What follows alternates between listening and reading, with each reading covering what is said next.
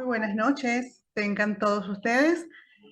Hoy, nuevamente 20 de octubre, muy contenta, eh, bendecida, feliz porque esta segunda sesión promete porque el tema es un tema álgido, un tema muy controvertido, un tema que está en el top 10 de los temas mejores clasificados dentro del área quirúrgica.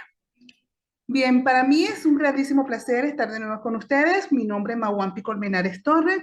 Actualmente trabajando como presidente del capítulo de enfermería para la sociedad, para el Colegio Mexicano de Ortopedia y Traumatología, y me encuentro completamente a sus órdenes. Pues, adentrarnos en este tema en el que tenemos hoy, quiero darles, por supuesto, una gran bienvenida a todos los asistentes y está disponible para ustedes todas las preguntas que quieran hacer y todas las observaciones, preguntas, referencias y todo lo que quieran conversar. Para este tema que tenemos el día de hoy, y basándonos y partiendo de la premisa de que el éxito o la garantía de éxito de un proceso quirúrgico no se ve desde las manos del cirujano, no se ve desde las manos del instrumentista, no se ve desde el área quirúrgica per se ve desde un pequeño proceso que es tan pequeño que es medular, un proceso tan importante que es el que garantiza realmente el éxito de cualquier procedimiento quirúrgico. Y a ese proceso le llamamos proceso de esterilización o proceso de producto o material estéril. Bien, he estado haciendo revisiones y me he encontrado con una cantidad de artículos donde nos hablan incluso de infecciones tardías y más que todo en la especialidad cuando estamos manejando implantes. Entonces, eso realmente llama mucho la atención a todos los gerentes de las áreas quirúrgicas a mirar un poquito hacia el proceso de esterilización, cómo lo están llevando, qué están haciendo, cómo lo estamos manejando y el día de hoy, sabiendo que es un proceso tan complejo, que requiere de tanto detalle, que hacemos una invitación a una persona a la cual le tengo muchísimo cariño, que es el ingeniero José Carlos Vázquez Vera, Carlitos, como lo conocemos en el medio, quien actualmente, bueno, ingeniero biomédico con una larga trayectoria, actualmente es el gerente para las centrales de esterilización del Hospital Español aquí en México y actualmente preside a la Asociación Mexicana de Procesamiento Estéril. José Carlos se ha certificado por el CBSPD y bueno, ha sido ponente en cualquier cantidad de auditorio, ha hecho cualquier cantidad de alianzas educativas para muchas asociaciones y bueno, no lo podíamos dejar por fuera. Y este es uno de nuestros primeros temas porque vamos a ir avanzando en pro de mejorar lo que es el tratamiento quirúrgico desde la especialidad de traumatología y ortopedia. Para mí, Carlitos, bienvenido. Es un placer estar contigo. Y bueno, te dejo el auditorio, por favor, todo para ti. Muchísimas gracias y éxito.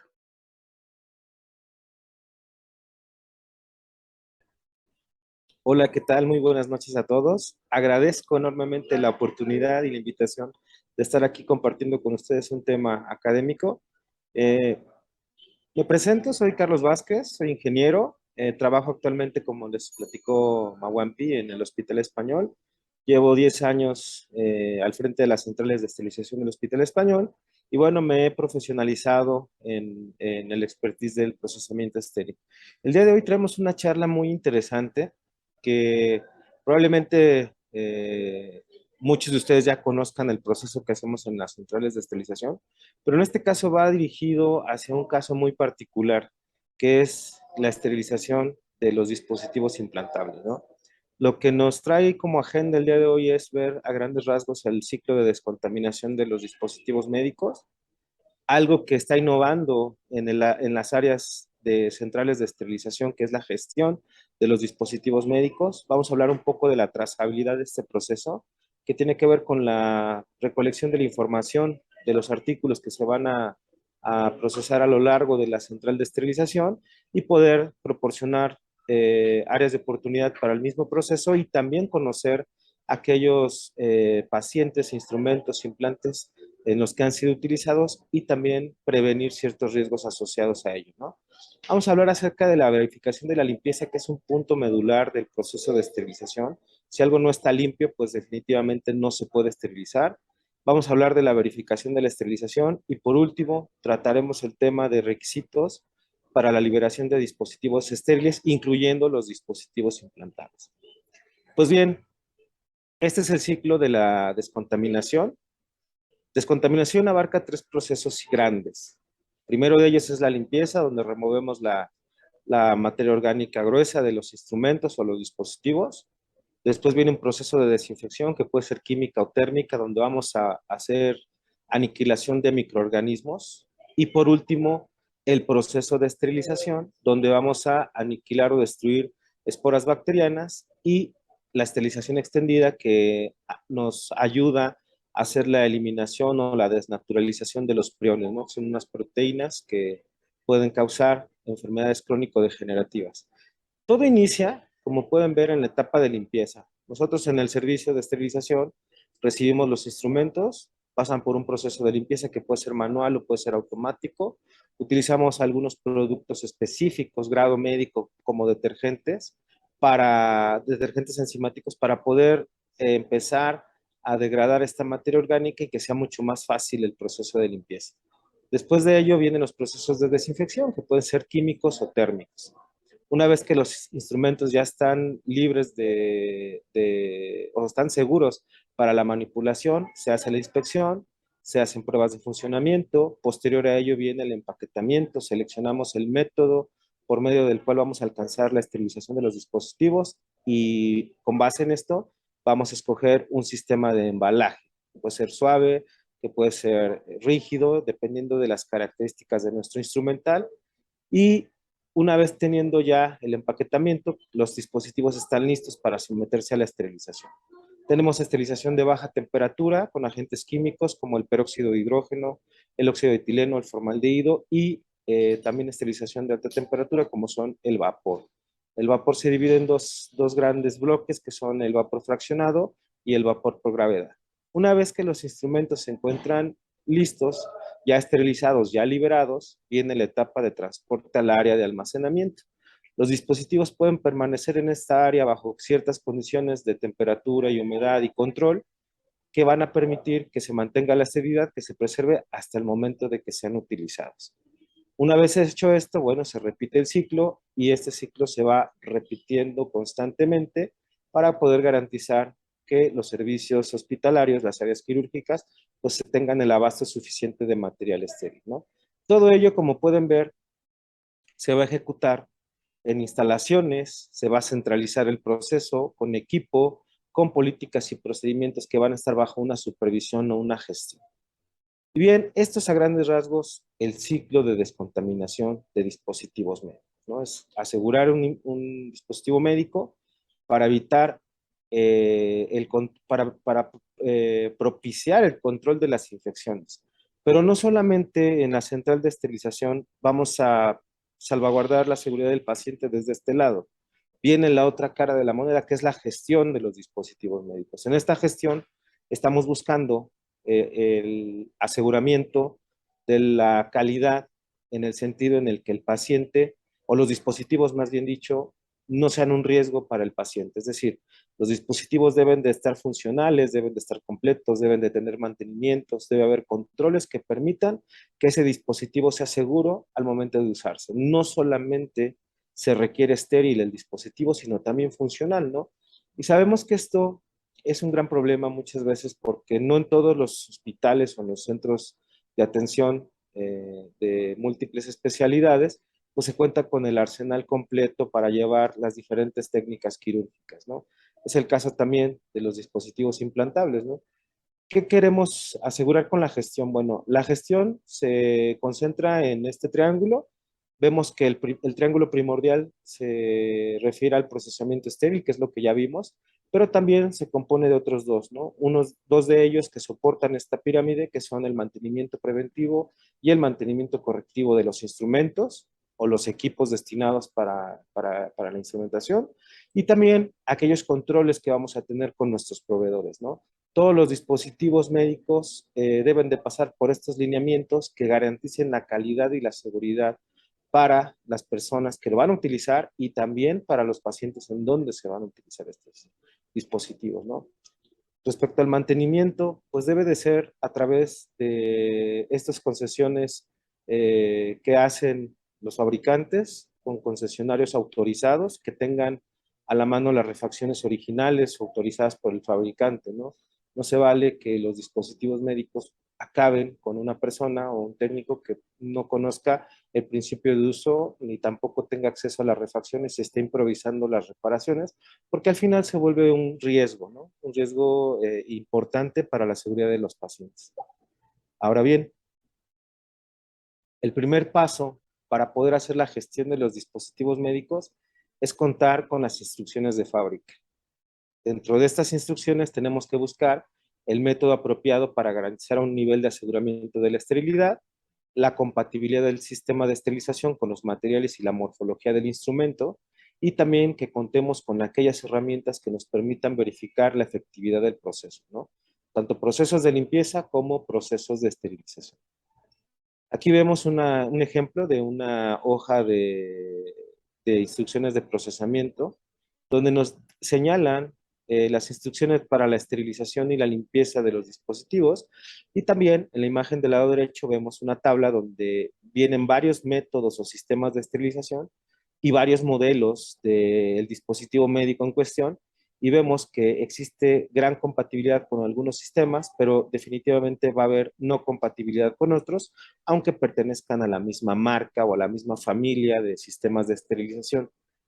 Esto es muy importante porque si nosotros no tenemos a la mano estas instrucciones y estamos improvisando sistemas de esterilización o procesos de esterilización, mejor dicho, para los instrumentos, corre el riesgo de que pasen dos cosas, o que se dañe el esterilizador o que se dañe el instrumento en cuestión.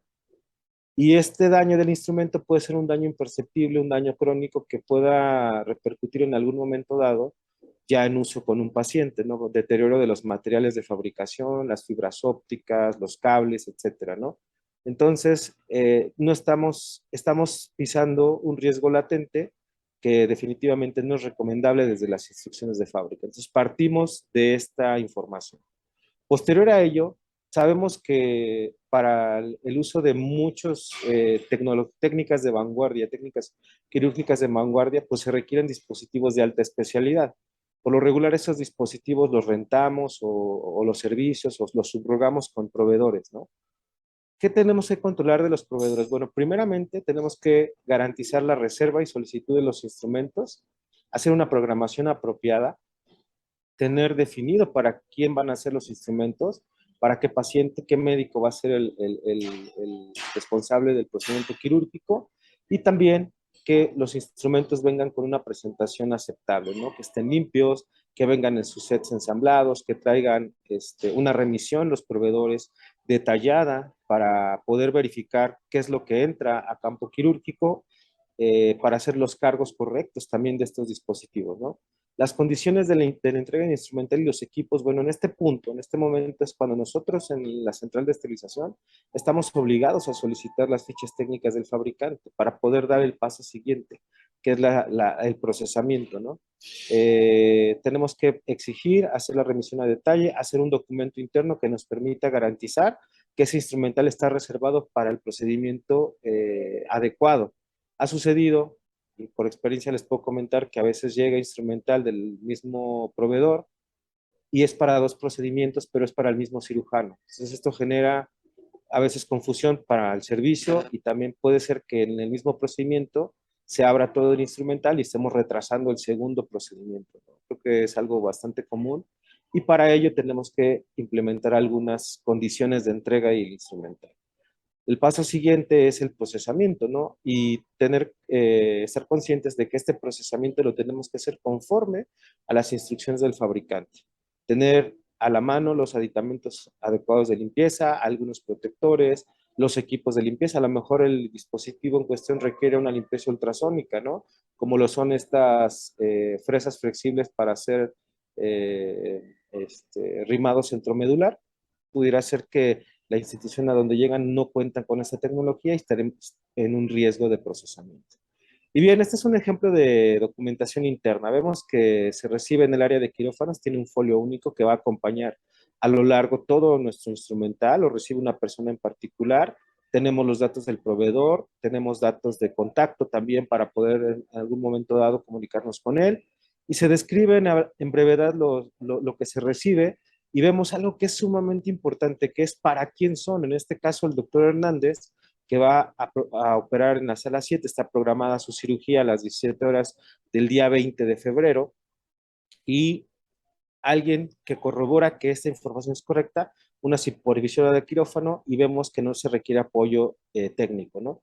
Vemos del lado derecho una remisión donde recibimos a detalle el material o el instrumental que se va a utilizar para esta cirugía del doctor Hernández. Esto es sumamente importante controlar. Este es el primer paso de esta pirámide. Tener control, asegurar que los materiales los vamos a tener en el hospital en tiempo y forma para poder garantizar un buen proceso de esterilización. La esterilización no es a medias, la esterilización es absoluta o no existe. Entonces va a depender el éxito de este proceso que contemos con todas las bases necesarias. Aquí vemos el ingreso de los materiales, ya estos materiales ya han sido lavados, se genera un identificador único donde vamos a observar que detalla la cantidad de piezas que se reciben, que acompaña a la remisión. Son dos, uno de dos y dos de dos sets. Es una cirugía que ya está programada. Tiene un código de verificación que va a alimentar nuestro sistema de trazabilidad.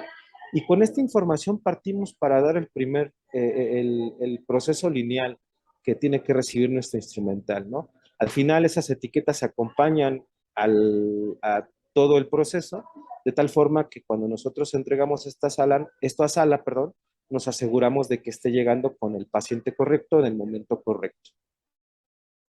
Ahora bien, ¿qué hay de los cuidados del instrumental? Otro tema medular. La colocación de los implantes no sería un éxito si no tuviéramos el instrumental en óptimas condiciones. Y tampoco el retiro de los implantes sería un éxito si no tuviéramos el instrumental. ¿Cuántas veces ha pasado que por falta de tener a la mano el instrumental apropiado, bueno, yo he conocido que en alguna situación de emergencia, sobre todo en estas situaciones donde se requiere o es un trauma o algo así, llegan pacientes y se les requiere retirar algún implante porque hay una fractura o algo de ese estilo, y el implante se lo colocaron en China o se lo colocaron en India y no tenemos el instrumental para retirarlo y se hace uso de algunos otros instrumentos, improvisando o haciendo cortes sobre el material para poderlo retirar y a veces son materiales muy duros como el titanio, ¿no? Entonces, ese es un ejemplo. El otro es el caso de tener un instrumental desgastado que ya no presente firmeza al momento de hacer el retiro, la colocación de los implantes, o que ya no podamos observar las dimensiones para poder medir la profundidad, etcétera, ¿no? Entonces, esto es de gran importancia y todo se reduce a las instrucciones de fabricante, a conservar, a realizar los mantenimientos apropiados, mantener una calidad del agua. Esto pareciera muy lejano, pero la realidad es que la calidad del agua es un factor muy importante para la conservación de los instrumentos, ya lo van a ver en un momento. La revisión de funcionamiento es importante. Tenemos que verificar al momento de estar ensamblando los sets que estén completos. Si faltara alguna medida o algún aditamento para hacer la colocación o retiro de un implante, estamos perdidos, estamos obligando al equipo quirúrgico a que haga improvisación sobre una técnica que ya tenía previamente estudiada. Estos son ejemplos de maltrato de los instrumentos por calidad del agua, por un mal proceso de lavado. Vemos adherencias o biofilmes que se están generando sobre este instrumental. Vemos corrosión por fricción en una tijera que en apariencia está pues bien, pero ya está presentando problemas de corrosión y eso va a debilitar la estructura del instrumento. Vemos aquí dos osteotomos Kerrison. El primero, en el fondo amarillo, es un osteotomo que probablemente tenga reparación. Probablemente con el mantenimiento correctivo se arregle, se le pueda volver a afilar y de un tiempo más, tengamos un tiempo más vida útil. En el caso del de abajo ya presenta una fractura irreparable. Esta fractura puede ser por el sitio de uso, por un uso inadecuado, puede ser también debilitación por los puntos de corrosión en los procesos de lavado, exposición a los fluidos corporales y esto haga que haya tensofisuración y los materiales se debiliten. Este es otro soporte para ópticas de cirugía de mínima invasión, de artroscopía, y vemos que también ya presenta un desgaste plástico. Este instrumento sufrió desgaste por someterse de manera repetitiva a la esterilización en peróxido de hidrógeno cuando el dispositivo está diseñado para esterilizarse en vapor. Este es otro ejemplo de un dispositivo médico que tiene un insulado para evitar el regreso de la corriente eléctrica cuando se hace ablación monopolar y vemos que el dispositivo se sometió a esterilizar a baja temperatura pero con residuos de productos desinfectantes o a lo mejor pudieron ser residuos también de la antisepsia en el momento del procedimiento quirúrgico y al momento de entrar en contacto con el químico para la baja temperatura se producen estas manchas. Obviamente esto genera endurecimiento en la pared del instrumento y van a debilitar este insulado de tal forma que ya no se recomienda seguirlo utilizando, ¿no? Son daños definitivamente irreparables. Aquí vemos una amplificación 100 veces de la mordaza de un portaagujas de carburo de tungsteno, donde el problema se viene dando en la soldadura del implante de carburo de tungsteno con la placa de acero o la mordaza del instrumento. Vemos puntos de corrosión que van a empezar a generar fragilidad en estos puntos de tensión del instrumento. Este es un tambor de rodamiento de un instrumento de cirugía robótica de la tecnología Da Vinci. Estos rodamientos tienen que lavarse con ultrasonido y en la calidad del agua es fundamental para que estos rodamientos se mantengan en perfecto estado. Si ustedes pueden ver, el rodamiento tiene sarro, tiene adherencias de minerales por la alta dureza del agua, pero también puede presentar residuos orgánicos, como es en este caso, donde el lavado no fue adecuado con esta técnica de ultrasonido, entonces no alcanzamos a retirar a profundidad la materia orgánica. Este dispositivo presentó falla en momento de uso, presentó dureza, rigidez, entonces el mismo robot dijo, algo anda mal, hay que cambiarlo, y fue como nos dimos cuenta de que el dispositivo presentaba esta situación. Entonces, la técnica de lavado y los insumos son sumamente importantes para preservar y alargar la vida útil de los instrumentos. Aquí vemos también corrosión por la presencia o el contacto del instrumento con minerales o propiamente igual con las soluciones de irrigación. Las soluciones de irrigación son soluciones salinas que tienen compuestos como el sodio, el potasio, el cloro, y que son altamente abrasivos contra el acero inoxidable, ¿no? El peor elemento son los compuestos halogenados, que son los cloruros o los iodóforos, que van a empezar a atacar la capa de pasivado, ¿no? El acero se compone de hierro, se compone de cromo, se compone de carbono, y son altamente susceptibles a la corrosión, ¿no? Vemos aquí otro instrumento que pasó por un mal proceso de secado.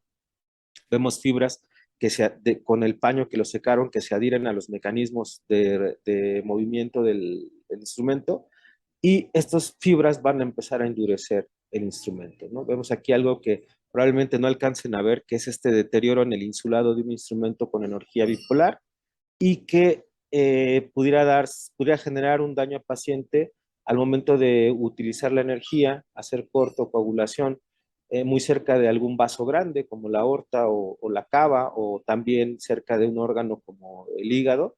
Entonces, definitivamente este instrumento, aunque tenga en apariencia buena apariencia, perdón, pues ya no se pudiera utilizar nuevamente porque tiene esta falla, ¿no? Estas son imágenes, microscopías a 100 aumentos, entonces imagínense el tamaño de este dispositivo.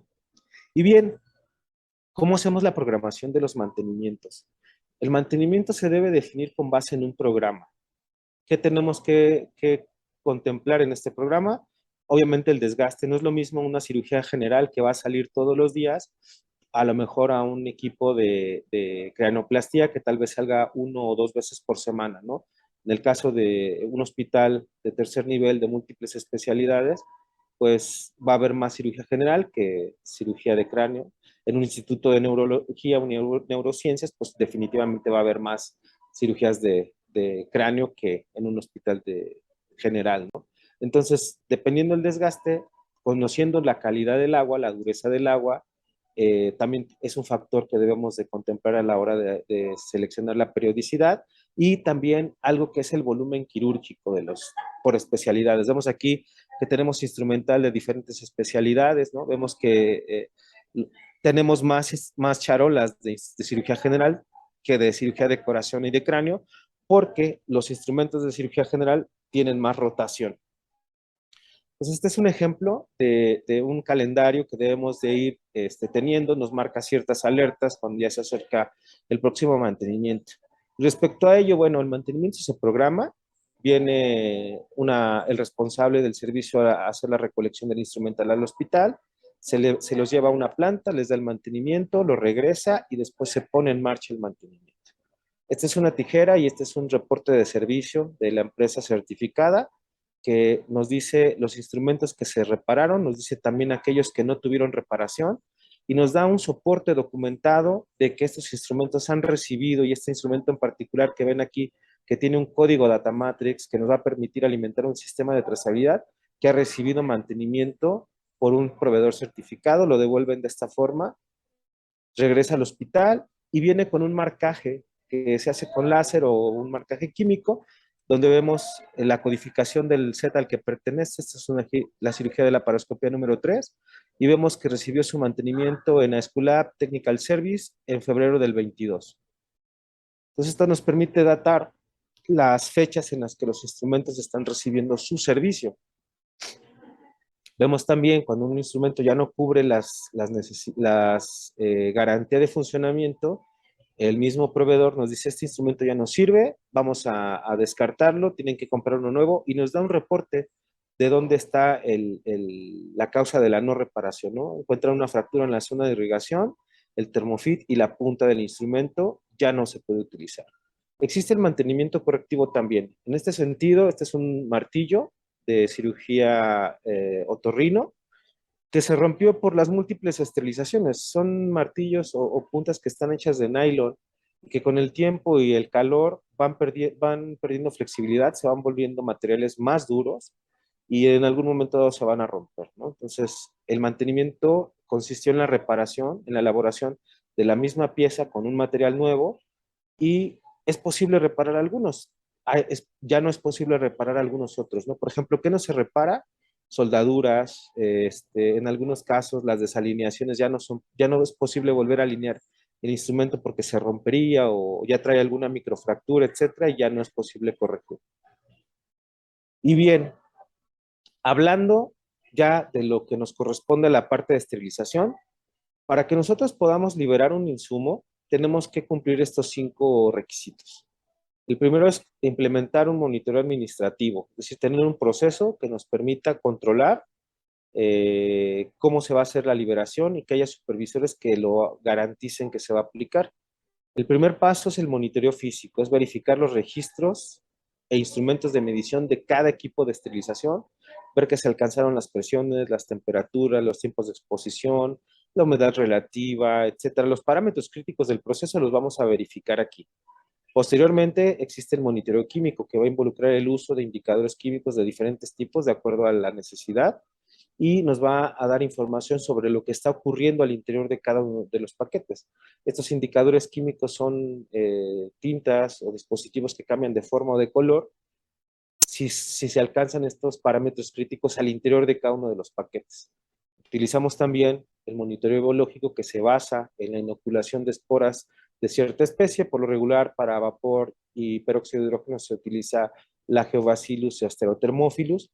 Para óxido de etileno se utiliza se me acaba de ir el nombre ahorita que me acuerdo les digo, pero es otra clase de espora que tiene la otra resistencia superior para ese método de esterilización. Y este biológico es una muestra representativa de lo que ocurre en el ciclo, es decir, nos vamos a monitorear la letalidad del proceso. Vamos a medir que el esterilizador tenga la capacidad de destruir esporas bacterianas que presentan un reto para el sistema de esterilización. Si el esterilizador es capaz de destruir esta espora, pues se puede traducir a que fue capaz de destruir la carga biológica que resta en los instrumentos ya limpios y desinfectados, ¿no? Entonces, nos dice un indicador de que el equipo tuvo esta capacidad, más no nos dice que un instrumento está estéril. Para ello se requiere la validación, la verificación de todos los demás parámetros, ¿no? Y al final verificamos que los empaques se mantengan íntegros, ¿no? Que no tengan daños en el material de empaque, que no haya manchas, que no existan residuos de agente esterilizante como humedad o peróxido de hidrógeno, y que no haya una apertura prematura de los paquetes, ¿no? Los paquetes, por el estrés mecánico que sufren al interior de los sistemas de esterilización, todos los sistemas trabajan por debajo de la presión atmosférica y esto hace que haya vacío en la cámara y esto hace que los paquetes sufran este estrés mecánico. Entonces, se pudieran abrir en algún momento dado. Una vez que tenemos ya nuestros dispositivos limpios, vamos a verificar. Tenemos que tener un sistema de registro para contar instrumentos, para hacer el lavado automatizado, y la limpieza la podemos verificar de dos maneras. Una de ellas es a través de la inspección visual, con una lente de cuando menos 3 aumentos, con iluminación. Podemos hacer uso de un microscopio. Ahora los microscopios están súper económicos, los pueden pedir por mensajería, por internet, y les llega un buen microscopio de buena calidad y pueden observar hasta 100 aumentos y con la lupa solamente lo pudieron observar hasta 3 veces, ¿no? Entonces, para verificar la limpieza, tenemos estas pruebas que son pruebas TOSI. Esta prueba nos va a decir qué tan bien lava nuestra lavadora. No nos va a dar un resultado sobre la limpieza del instrumento como tal, pero sí nos va a decir qué tan bien lava la lavadora. Se coloca en cada uno de los racks donde vamos a colocar nuestros implantes o nuestros instrumentos para la limpieza, y consiste en que esta máquina tenga la capacidad de retirar esta mancha o emulación de sangre de origen animal, y por debajo de esta mancha roja hay fibrina. Entonces vamos a retar al sistema en dos momentos. El primero, la acción mecánica del sistema de aspersión de agua, pero también vamos a retar el proceso de detergente del sistema. Es decir, la fibrina es una proteína que a través de las enzimas que contenga nuestro detergente enzimático, que comúnmente es proteasa, va a empezar a degradar los enlaces proteicos y va a ser más fácil lavarlo. Entonces vamos a retar el sistema en estos puntos críticos y al final vamos a tener un resultado que puede ser aceptable, como vemos la imagen, la laminilla del lado derecho, o un resultado definitivamente inaceptable como lo vemos del lado izquierdo. Dependiendo del resultado, va a ser la acción que nosotros vamos a tomar sobre la lavadora, no sobre el instrumental. Si tenemos pruebas rechazadas, el instrumento se tiene que lavar nuevamente. Pero sobre la lavadora podemos determinar algunas cosas como ajustes de los tiempos de lavado, las presiones, también si requiere ya un mantenimiento, si alguno de los aspersores está tapado, etcétera, ¿no? Y lo comparamos con la guía del fabricante de esta prueba. Nos menciona ahí que podemos hacer algunas instrucciones para poder mitigar estos resultados, y definitivamente cuando tenemos pruebas con la emulación de hemoglobina o de fibrina, pues la lavadora ya no está en condiciones de operar. Y esto puede ser en cualquiera de los niveles, porque como pudieron ver, estas pruebas se colocan por nivel de lavado, se colocan en cada una de las canastillas, y lo que nos van a permitir observar es que en ese nivel se está alcanzando los parámetros de limpieza. Y ahora bien, para verificar la limpieza como tal del instrumento, podemos hacer uso de esta prueba de proteínas, que a través de un reactivo enzimático hacemos un barrido sobre la superficie del instrumento, lo colocamos en un instrumento que se llama luminómetro. El luminómetro amplifica una reacción de luminiscencia y vamos a tener valores. Esos valores los vamos a traducir en microgramos de proteína sobre unidades de área. Lo permisible está por debajo de los 5 microgramos de proteína por centímetro cuadrado. Entonces, vemos aquí otra prueba, que es una prueba igual de luminiscencia, donde utilizamos un reactivo, lo hacemos, frotamos la superficie del instrumento, algunos puntos críticos como son las cremalleras o las bisagras o las mordazas del instrumento, y procedemos a la incubación y también nos ofrece un resultado. De esta forma podemos verificar que el proceso de limpieza esté estandarizado, que sea uniforme y que estemos por debajo de los límites aceptables. Para verificar el proceso de esterilización, hacemos uso de otros sistemas como son las pruebas PCD, que son los Process Challenge Device, que son unos dispositivos que van a retar al sistema de esterilización. En este caso vemos una carga ya liberada, vemos el PCD como tal que se coloca en la parte inferior del esterilizador, muy cerca del drenaje, porque es el punto más frío de la cámara y también el punto por donde se extrae el aire y se extrae el vapor del sistema, ¿no? Entonces esto ofrece un reto muy particular para estas máquinas. La prueba se puede hacer a cámara vacía o la prueba se puede hacer con instrumental o con implantes. Vemos aquí que para el punto de preparación y embalaje tenemos que tener listados para poder cotejar, para poder asignar lotes de esterilización y poder trazar todo el recorrido que ha hecho nuestro material, nuestro instrumental o nuestros implantes a lo largo de la línea de producción, ¿no? Tenemos estos datos que son sumamente importantes, por ejemplo, para la traza de pacientes con priones, que el instrumento tenga también la codificación en el cuerpo y que los instrumentos no se estén mezclando entre sí. De esta forma aseguramos que cuando haya necesidad de recuperar un instrumental, pues todo el instrumental se recupere completamente. Cantidad de piezas, fechas de preparación, códigos de fabricante, esto es sumamente importante también porque de esta manera no estamos abriendo las charolas, no estamos abriendo nuestros paquetes y podemos ver la descripción del instrumento, los nombres y los tamaños. Esto es algo que puede proporcionar a su proceso un control sumamente estricto para que tengan la certeza de que los instrumentos están ahí y vienen completos. Para asegurar la esterilidad, usamos también estos biológicos. Este es un indicador biológico súper rápido. Tiene aquí un indicador químico tipo 1 que nos permite diferenciarlos de los que ya están procesados, un medio de cultivos y una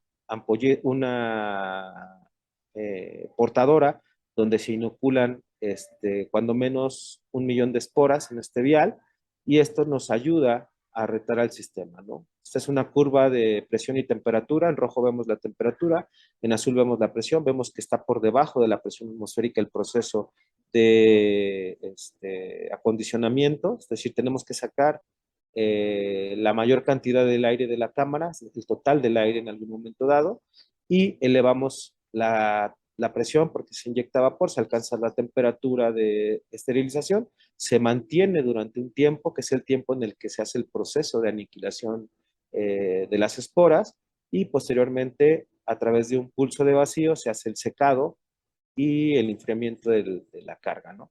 El indicador biológico va a monitorear esta parte. En esta parte el indicador biológico tiene que decaer la carga de esporas bacterianas para poder decir que el proceso fue efectivo. Por lo regular, estos ciclos o estos indicadores están diseñados para aniquilarse en la primera mitad del ciclo y a la segunda mitad se le llama exposición de sobremuerte, ya que ya no hay esporas que se sigan aniquilando, pero se le da un tiempo más para asegurar el proceso de esterilización. Aquí vemos un control de registro, una bitácora de esterilización que tiene un lote único, un responsable de esterilización y todo lo que se metió esa carga a esterilizar. Conforman un lote con el número de esterilizador y el consecutivo de cada carga, y eso también lo acompaña un ticket con los parámetros críticos, que son presiones y temperaturas para poder dar seguimiento paramétrico, liberación paramétrica, liberación biológica y ahorita vamos a ver la liberación química. La liberación biológica es esta. Al final del proceso vamos a leer el resultado de nuestro indicador y vamos a dar fe de que ese proceso fue efectivo contra una cantidad de esporas conocidas.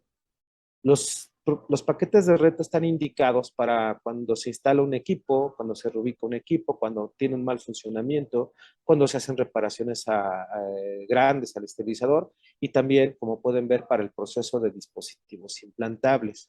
Esto es sumamente crítico. ¿Por qué? Porque el dispositivo implantable supone un reto mayor por la configuración del dispositivo, es decir, la morfología y los materiales. En el caso de la esterilización por vapor, que es la esterilización indicada para estos dispositivos, ya que los residuos, el proceso de esterilización es inocuo, no deja residuos, es económico, es accesible, la mayoría de los hospitales tienen cuando menos un esterilizador de vapor, es la mejor opción para esterilizar los implantes, ¿no?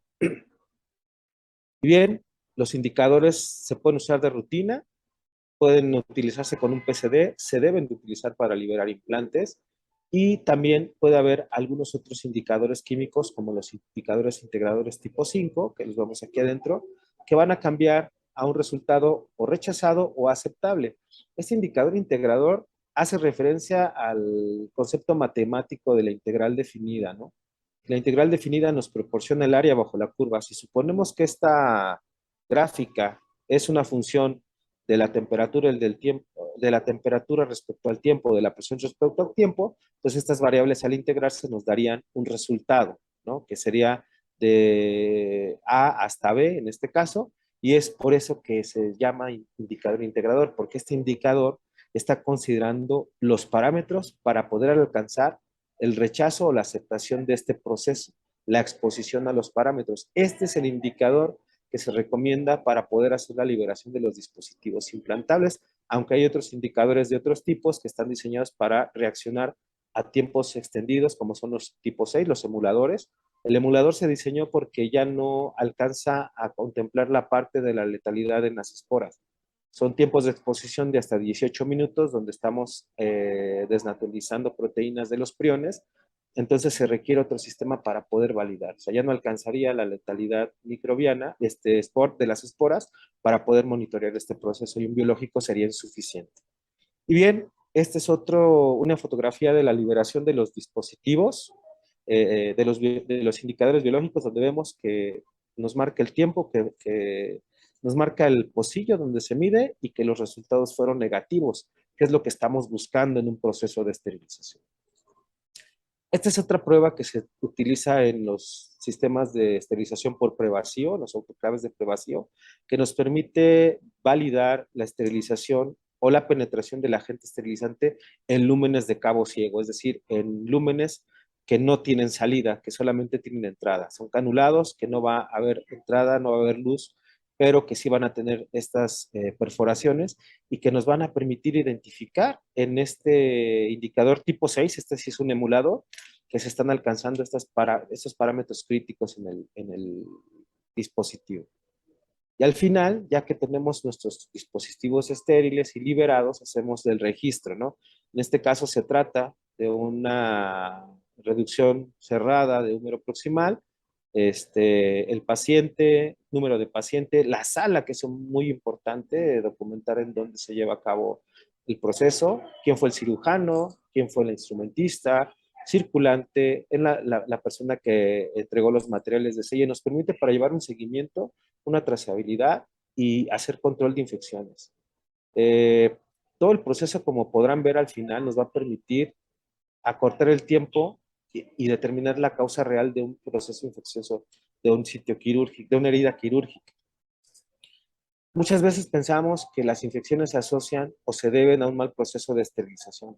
Pero si realmente podemos documentar esto y lo podemos demostrar que se alcanzaron las variables y que los procesos fueron buenos, el problema tal vez no esté en la central de esterilización, sino está en la manipulación del paquete de la central al quirófano, o está en factores como la higiene de manos o la desinfección ambiental de los quirófanos, el control de los filtros de aire acondicionado, el acceso de más personas de las permitidas a la sala, etcétera, ¿no? Entonces, esto nos ayuda no a buscar el culpable, sino a encontrar la causa de manera general para evitar estar exponiendo a otros pacientes a un proceso infeccioso.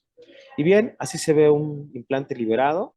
Nosotros lo correcto es identificar a través de una etiqueta que contenga o declare que el paquete trae implantes, que esto es sumamente delicado porque no se pueden voltear estas charolas porque se pudieran mezclar los implantes y a la hora de hacer la instrumentación esto sería un riesgo increíble, ¿no? O sea, perderían el tiempo, se les pudieran caer en el campo o caérseles al suelo, que nos ha pasado, les puedo decir que sí, y por eso es muy importante identificarlos.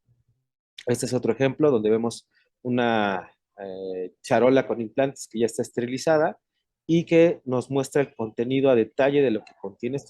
Nos va a ayudar mucho tiempo. Muchas veces el cirujano necesita cierta medida porque ya tiene planeada su técnica quirúrgica y lo único que quiere saber es que el implante que él va a ocupar o el que está planeado se encuentre en el set y no hay necesidad de abrirlos, ¿no? Ya lo tenemos aquí debidamente identificado.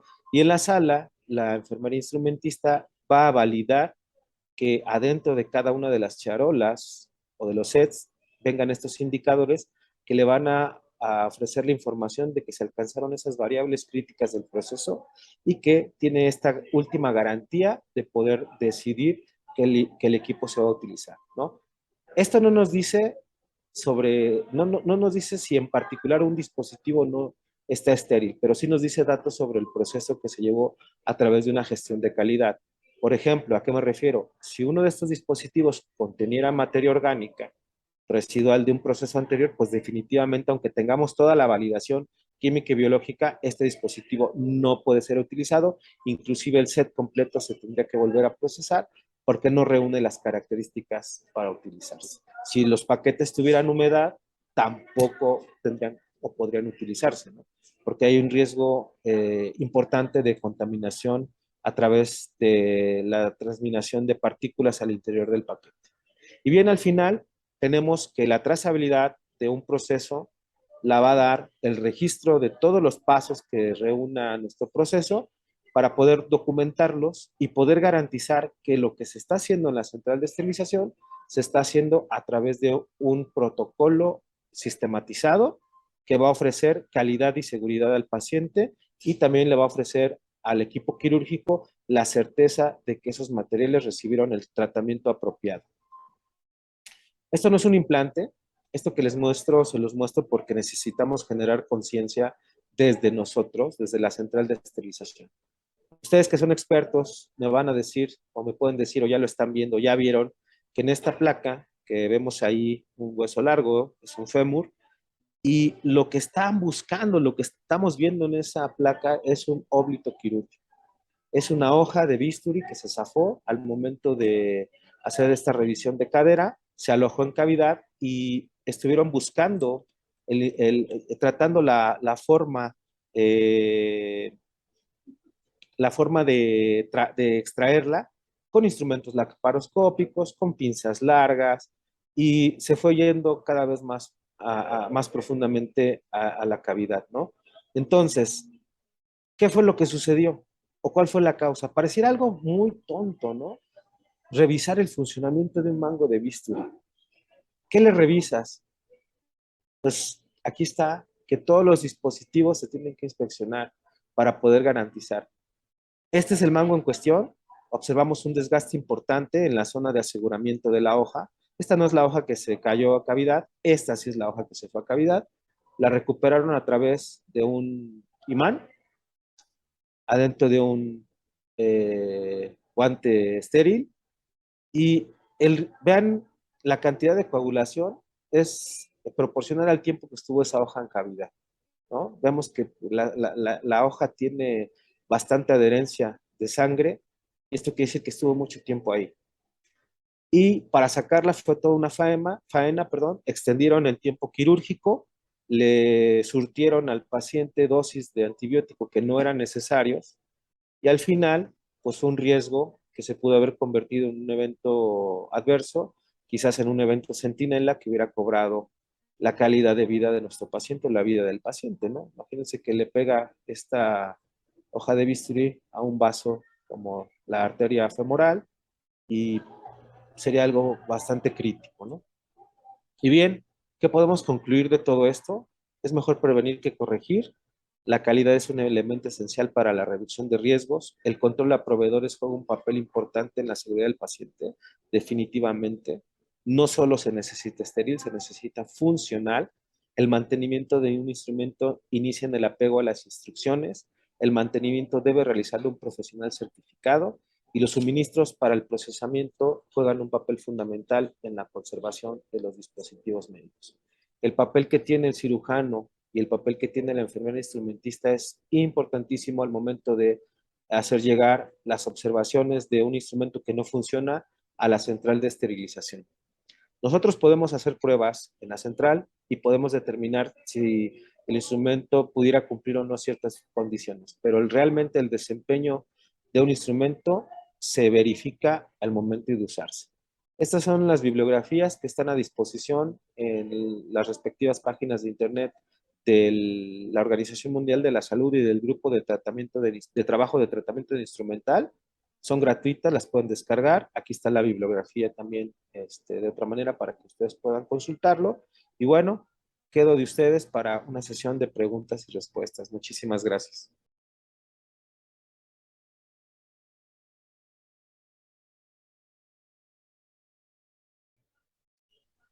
Bueno, acabamos de escuchar una cantidad de términos, conceptos, muy maravillada. Felicitaciones, Carlos, de verdad dominas mucho el tema. Se nota que te has preparado muy bien para esto. Y bueno, fíjate, tenemos unas cuantas preguntas que hacerte. En Gracias. primer lugar, me preguntan, ¿cuántas veces podemos esterilizar un implante?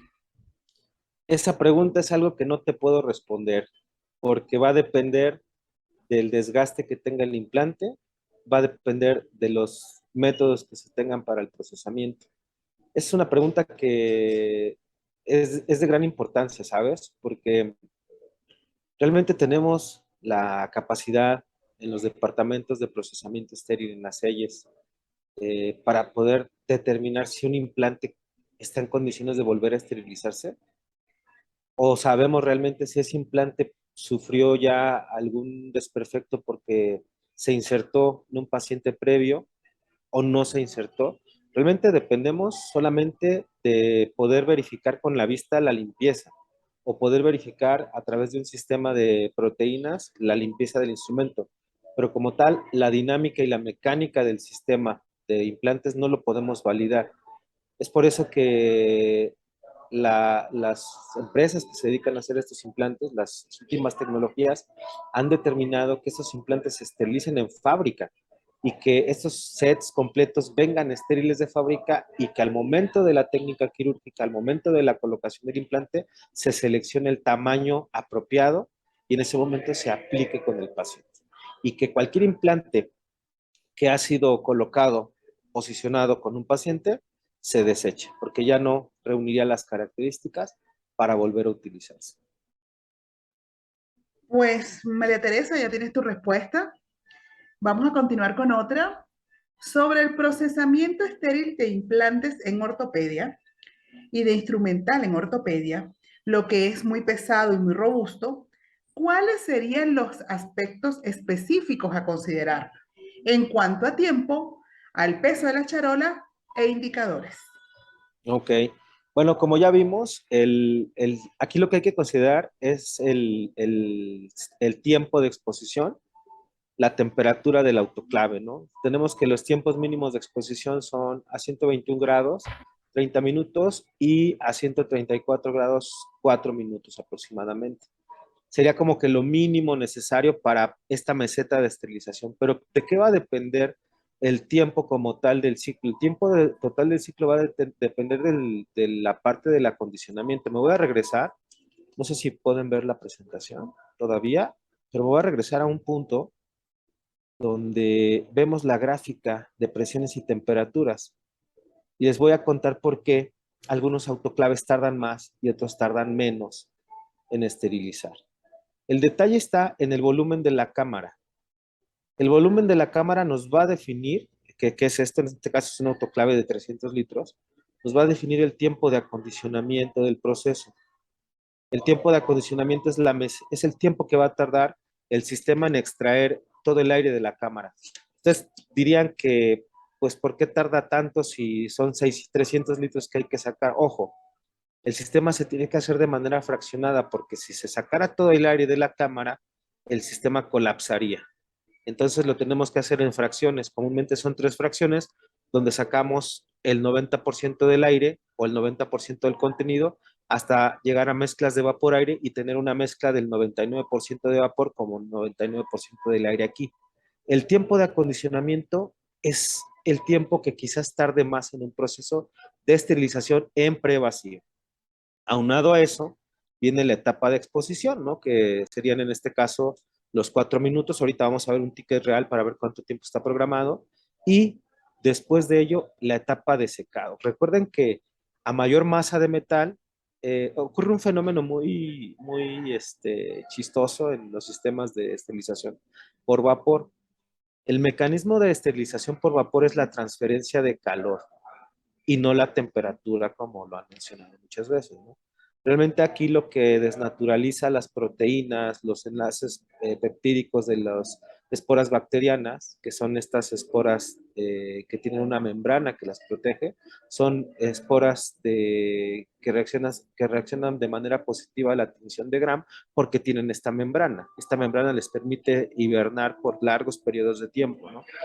Entonces, para poderlas destruir y desnaturalizarlos, hay que impartirles calor, ¿sí? Y la transferencia de calor en estos sistemas se da al momento de que el vapor que entra a la cámara entra en contacto con el instrumental y el vapor se condensa. Al momento de condensar el calor, el vapor, perdón, y estar a la misma temperatura, lo que va a ceder es energía calorífica a los instrumentos se calientan y por ende, pues todo esto se esteriliza, ¿no? Y el mecanismo de transferencia de calor es de tres modos, que puede ser por contacto. Dos cuerpos que están en contacto llegan al equilibrio térmico después de pasado un tiempo, es la primera ley de la termodinámica, pero también puede ser por convección o por irradiación, ¿no? La irradiación es el ejemplo más claro que tenemos, es el sol, que tenemos un cuerpo caliente a distancia y tenemos la sensación térmica. Y la convección se da en fluidos como los líquidos o como el aire, ¿no? En el caso de la cámara de esterilización, la parte más caliente va a ser la parte de arriba. ¿Por qué? Porque va a irradiar y la jacket vamos a tener el fenómeno de convección de los cuerpos calientes, la masa de instrumental hacia arriba. Entonces, los instrumentos más pesados se tienen que colocar en la parte inferior para que provean calor por convección a los instrumentos más ligeros que están en la parte de arriba, ¿sí? Muchas veces pensamos que las cargas que tienen más masa de instrumental o más masa de metal, perdón, son las que van a salir húmedas, pero mucho ojo, es al revés. Cuando hay menos masa de metal, hay menos transferencia de calor. Hay algo que se llama coeficiente térmico, que es un parámetro que nos dice qué tan buen conductor del calor es un material.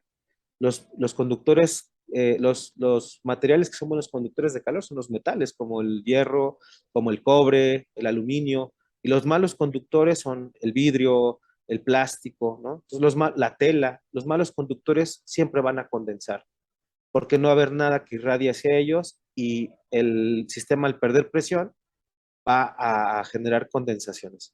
Entonces, ¿qué consideraciones tenemos para instrumentales pesados? Que cumplan cuando menos los criterios de esterilización que marca el estándar ST79 de la ANSI-AMI, que sigan las indicaciones del fabricante del esterilizador, porque muchas veces estos programas ya vienen preestablecidos, que coloquen la distribución de las cargas de manera adecuada, lo pesado abajo, lo ligero arriba, y que no saturen la carga del esterilizador más allá del 80%, porque pues tampoco le permitirían el acceso del volumen o de la masa de vapor adecuada para poder hacer todo este proceso térmico de manera efectiva. Bien, muchas gracias, Carlos. Irian te manda saludos. Ah, muchas gracias. Igualmente. Excelente. Por aquí nos dice Daniela Pedrosa Aranda. Felicitaciones, ingeniero Carlos, como siempre, mucha calidad en tu contenido. Y su Dani, muchas pregunta, gracias. ok, en su contenido y saludos para la gente de Aguascalientes que usted ya muy bien conoce. Exactamente. Saludos, Aguascalientes. Muy bien. El señor José Puc nos dice y nos pregunta que en los implantables es válido o recomendado el utilizar esterilización flash. No, definitivamente no. La esterilización flash no está indicada para dispositivos implantables.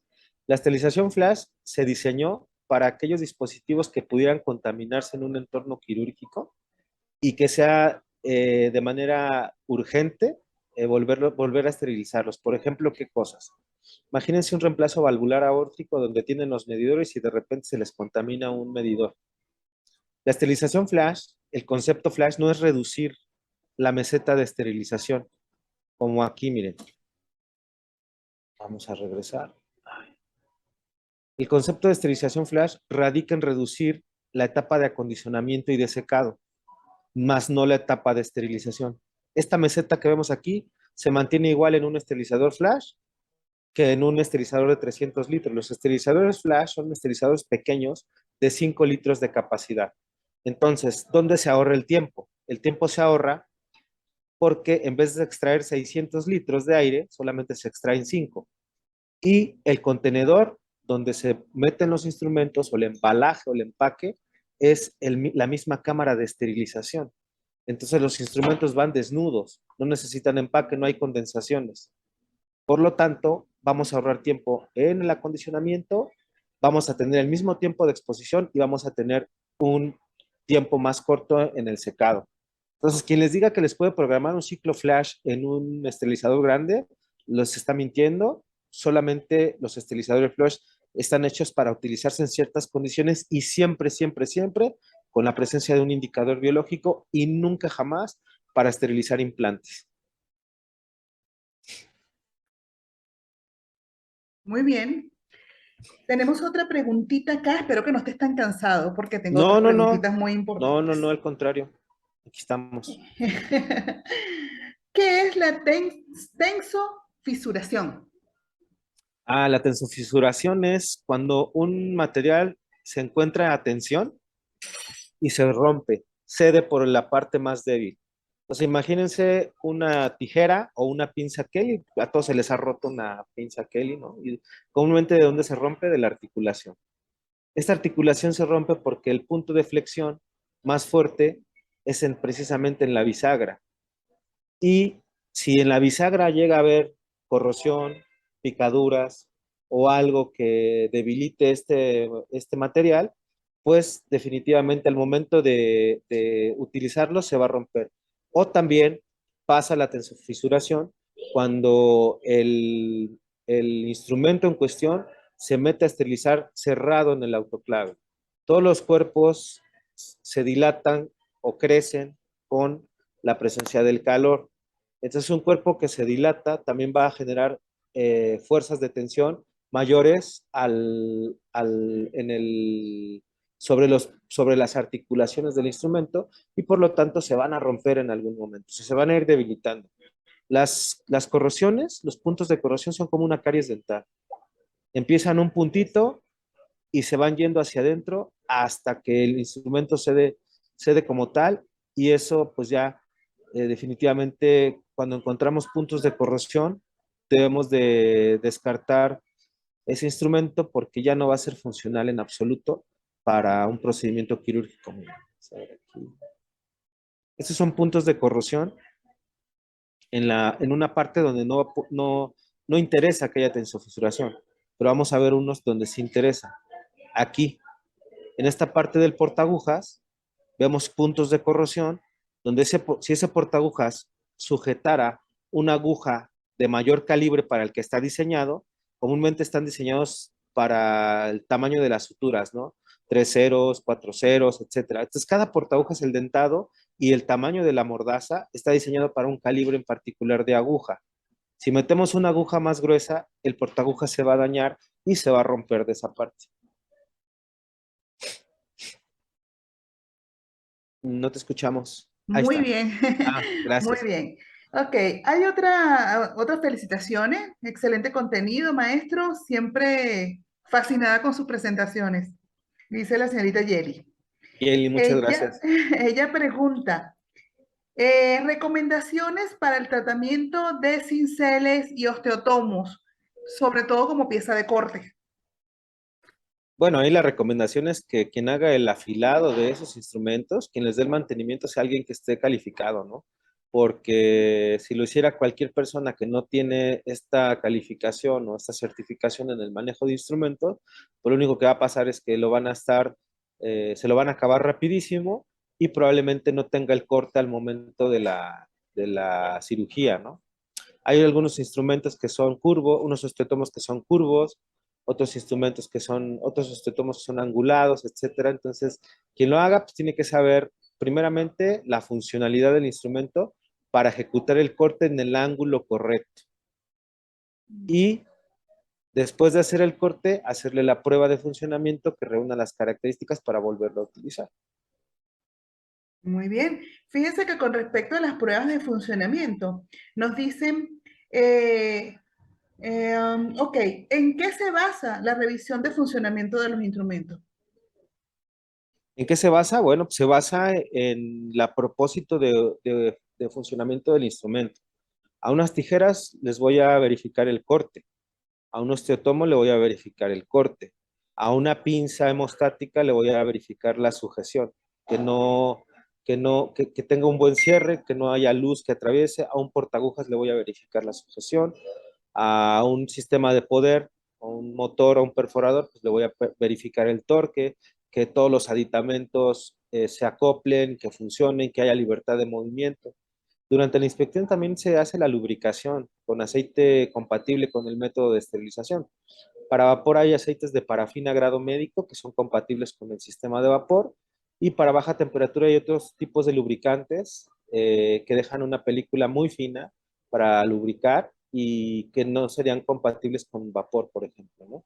Entonces así, al momento de elegir el lubricante, sí tienen que ver que sea el apropiado para su sistema. Me ha tocado ver que utilizan el aceite 123 para lubricar instrumental en algunos lados, y definitivamente eso es incompatible, y mucho menos con los implantes, sabiendo que el implante es una pieza que tiene biocompatibilidad, y que si hay residuos de proteína o de cualquier sustancia, pues puede haber rechazo al implante, puede haber inflamación, puede haber una infección no deseada. Entonces, bueno, ninguna infección es deseada, ¿verdad? Pero puede haber una infección que comprometa la vida, el éxito del procedimiento, ¿no? Bueno, muy bien. Por aquí nos dice Juan Manuel Aque Gutiérrez. Soy enfermero quirúrgico, me encantaría pertenecer al colegio de ortopedia. ¿Cuáles son los requisitos? Nos comunicamos contigo, Juan Manuel, con muchísimo gusto. Eres bienvenido para participar con nosotros en lo que sea necesario y oportuno. Y una última pregunta. Hay una chica que me dice que, bueno, que le encantaría conocer tu central de esterilización porque se ve que manejas muchísimas tecnologías. Y pregunta acerca de los lavados, de las lavadoras con sistemas TOSI. ¿Hay algo para el manual? Para manual no hay ninguna prueba TOSI, ni tampoco recomiendo que utilicen las pruebas de proteína para lavado manual, porque el lavado manual no está estandarizado. O sea, yo puedo lavar en la mañana de una forma, a las 2 horas de otra manera porque ya me cansé, o si estoy de buenas lo hago bien, si estoy de malas no lo hago bien. Entonces no hay manera de dar una medición objetiva. Ahora bien, no es el mismo ímpetu que tú le pones a cierta parte del instrumento para la limpieza en forma manual, ¿no? Me refiero a las bisagras o a las cremalleras, que en un sistema de lavado automatizado, donde todas las partes del instrumento se van a someter al mismo efecto de limpieza, ¿no? Entonces, no te serviría de nada utilizar pruebas de proteína en un sistema de lavado manual. Es decir, estadísticamente no sería, las medias estadísticas no te proporcionarían ninguna información útil. En cambio, en un sistema automatizado, estandarizado, sí tendrías acceso a esa estadística que te dijera qué camino tomar. Ok. Mauricio nos exalta porque lo que está haciendo es que excelente idea. Ficha con control de folio para el control de los implantes los implantables en dispositivos. Excelente, excelente idea, se la copio. Muy bien. Pues, oye, otra preguntita acá. Muy bien, ¿qué hacemos con, ay Dios mío, esta pregunta está muy difícil, pero ¿qué hacemos en los quirófanos donde nos llega material implantable ya procesado y listo para utilizar? ¿Recomendaciones, implicaciones legales? Pues las recomendaciones es que todo se procese en la institución bajo un mismo protocolo. No podemos cerciorarnos de que esté bien procesado o esté limpio.